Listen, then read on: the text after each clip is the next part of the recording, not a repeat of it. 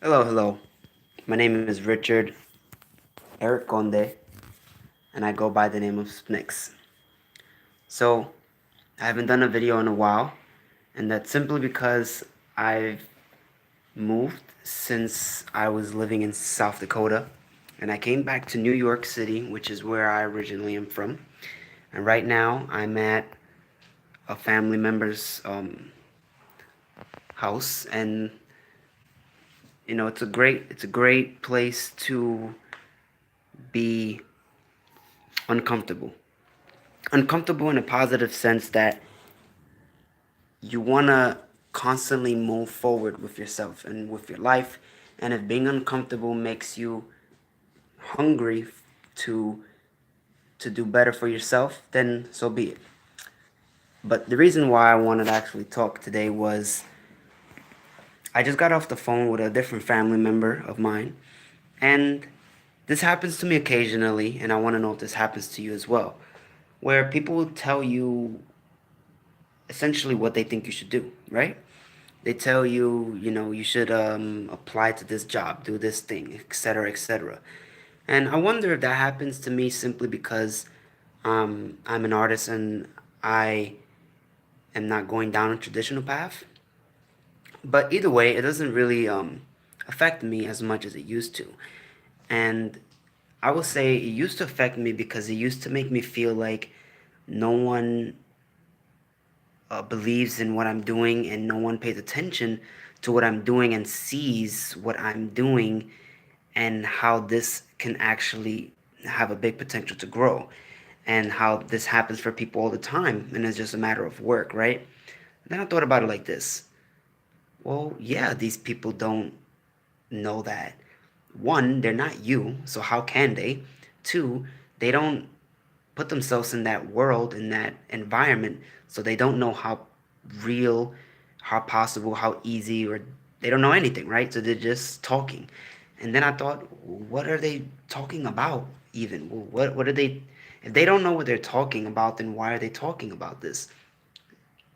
Well, for me, I can't say this for everyone, but for me, those people usually tend to talk about um, me and getting engaged with some type of job to support myself because they're worried, and worrying just means you care. You have a partner and you worry about them.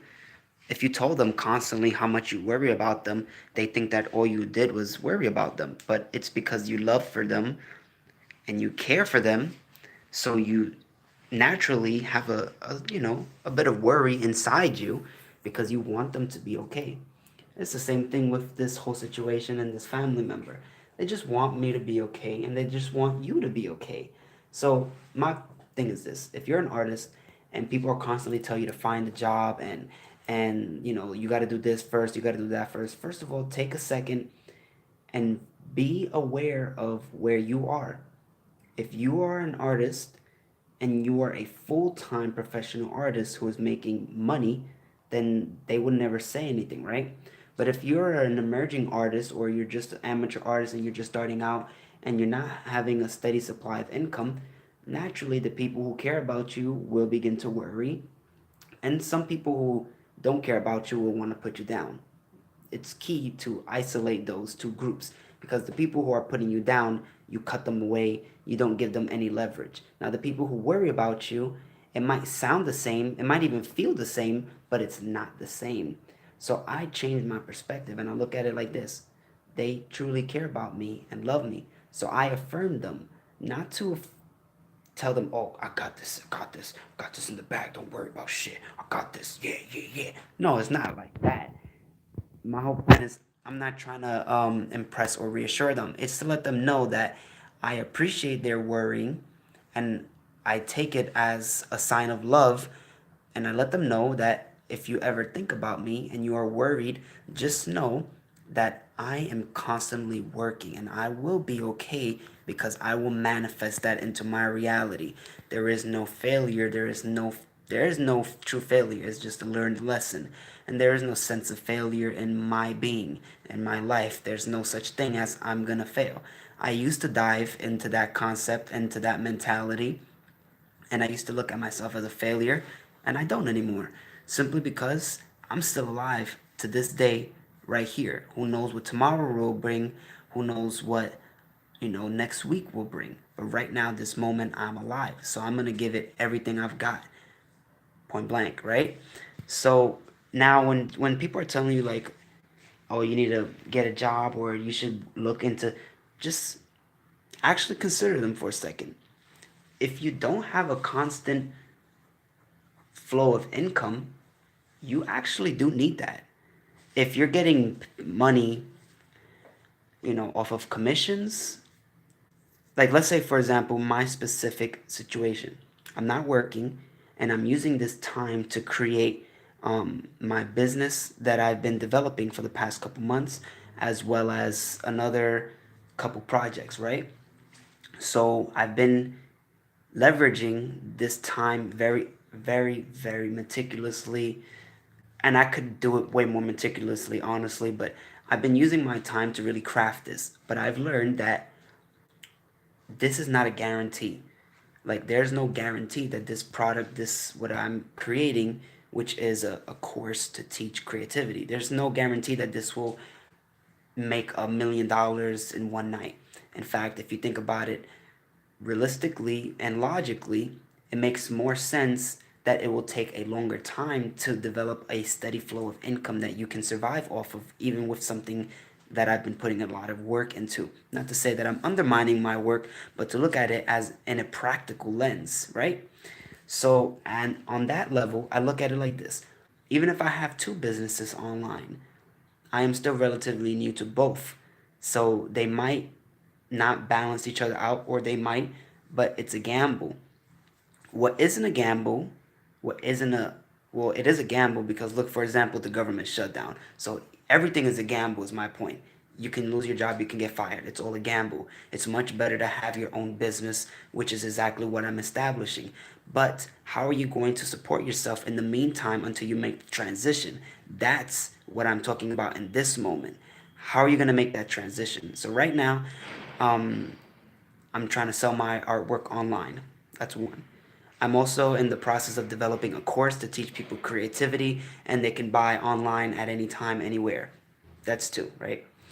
Um, Third one is building another business that is a drop shipping, print on demand t-shirt business. Three businesses, right? Three businesses all online happening this year. They're all gonna happen. One of them already has. That's me selling my artwork online. Now, the other two um, could very well be a major, big um, blowout this year, meaning it could really make changes for me and it could really, really, really bring in money, revenue constantly, which is my goal. Passive income is my goal. Having multiple streams of passive income is my goal. It should be your goal because you don't have to worry about working every single day just to make that dollar. You can sleep and still make money because you put in the hard work. So, with that said, what are you gonna do until that kicks off the shelf is essentially what I'm talking about right now. And sometimes you have to do work that you're not um essentially passionate about doing just to invest in yourself and in your dreams. If you can find out how to do freelance jobs and odd jobs and things of that nature online, do them. Anything that you can do in your home and your time to build, even like if you were able to do $100 a day, that's great. Especially like, you know what your situation is. If you live by yourself and you're paying all the bills, you can't leave your job until you have a secure income, right? I mean, that only makes logical sense. But you can, whenever you have free time, whenever you have a lot of time, start trying to build up a portfolio to do freelance jobs. And then you slowly start building your YouTube. You slowly start building your online business. You slowly start developing those things so that when you make the transition, it can happen sooner rather than later. So look at your current perspective and make the right decision based off of what you have. So for me, based off of what I have, I know that I will eventually need to take a job to support my personal businesses, and that is okay, simply because it's what needs to be done. Now, a big part of me hopes and wishes that just by dropping the t-shirt business or just by dropping those other businesses, it's just gonna go like, right? But logically, that might not happen. And instead of putting everything on a ride or die like position, I would rather be stable and work efficiently, productively, like investing what money I'm working with and saving it to invest in my current business and marketing it and etc and things of that nature, so that when it does you know become more successful, I can make the transition easily, and I don't have to look for a new job again or things of that nature, because I've established the things that I'm building. So look, especially if you're young. I'm 24. I'm still young. There's nothing to worry about. Like, just because you haven't done it now and the business isn't there now, then don't worry about it. Just simply work towards it. If you're working towards it every day, you will get it. If you're putting 20 hours a week, depending on how big your goal, it might take you a couple months, it might take you years. Maybe not years, still. Maybe a year. But if you work on it, 5 hours a week, you're not doing anything, you're probably going to get there in years. If you're working on it, 30 hours a week, 40 hours a week, however much time you have. See, I'm working every day for the majority of the day. So some days I'm just creating work. Like right now, this is a piece that I'm working on, right? This is the piece that I'm working on for today. This is the piece that I finished yesterday. I built an online store. I set up my Etsy page, right? This is another big piece, the same size as the other one that I just did in 3 days. So that's how much work I've been producing just in terms of art. Now, in terms of my other work, I finished a script that I was working on for my course.